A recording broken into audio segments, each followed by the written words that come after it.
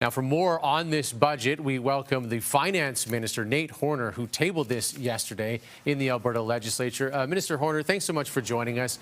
This sounds like it has been a monumental task to put things together with numbers based on oil prices, which can be volatile, and potential tariffs from the American administration that's proving to be potentially even more volatile.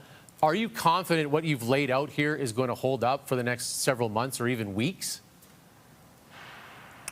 Well, as confident as we can be without having much certainty. No, you're not wrong. This is always a challenge. Alberta's revenues are volatile.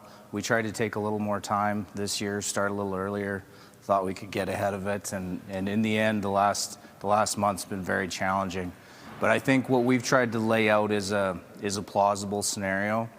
We don't think 25% tariffs, are sustainable long term. That's what the economists have been telling me. So they think that 15%, represents and acknowledges the threat in a way that could be sustained over the next 13 months. And it also works as kind of an average. If we don't see tariffs, if we do see them at 25, it acknowledges the threat and shows the impact. Now, you're projecting a deficit and at the same time issuing income tax relief. Were your hands tied by an election promise that needed to be delivered on?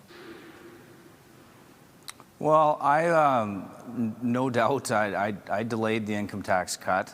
Part of the challenge, as I saw it, was that with the population growth being higher than expected, it takes time to get people into the job market, to become tethered to the job market, and then actually see the tax revenue roll in on the province's side. So I definitely wanted some of that to stabilize.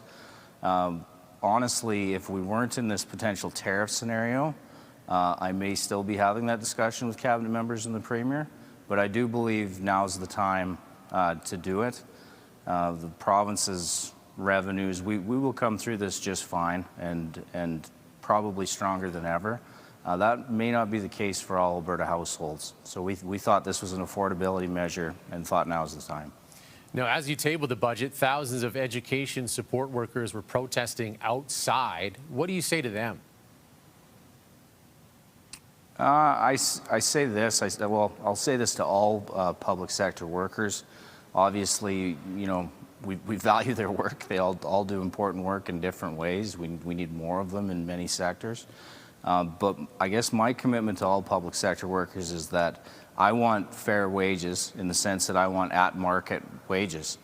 I don't mind being at the top of the market in many instances, but we will use data to determine, what those ranges are. Otherwise, you end up with a scenario where, you get long periods of zeros and freezes because you're out of market. Alberta can't afford to be out of market. But I don't want recruitment and retention challenges of not being at market. So I think that's the juxtaposition, and considering the province's finances, I think you can expect us to hold pretty firm to that belief. And quickly, before you go, these tariffs from the United States could take effect as early as next week. How closely are you going to be watching that, and how quickly could things change with what you've written here this week? Well, one thing Alberta has that's, I think, a positive for all Albertans is we do have the best, most transparent reporting system in the country. So we'll be back at Q1. We'll give an update to the province, whether we've seen high tariffs or low tariffs or something in the middle, or they've been put on and taken off. We'll be able to walk everyone through that. And we do have the legislative tools to always adjust. But this is the best we can do for right now with everything that we know. And I'm very curious to see what the other provinces do. Many have been phoning me wondering, what's Alberta's path going to be. We're one of the first out of the gate. We're usually the first mover. So I'm very curious how other provinces will handle this. But I'm proud of the work that we've done, and I think it is a credible scenario for the province for right now. Nate Horner is the Finance Minister here in Alberta. Thank you so much for your time this morning.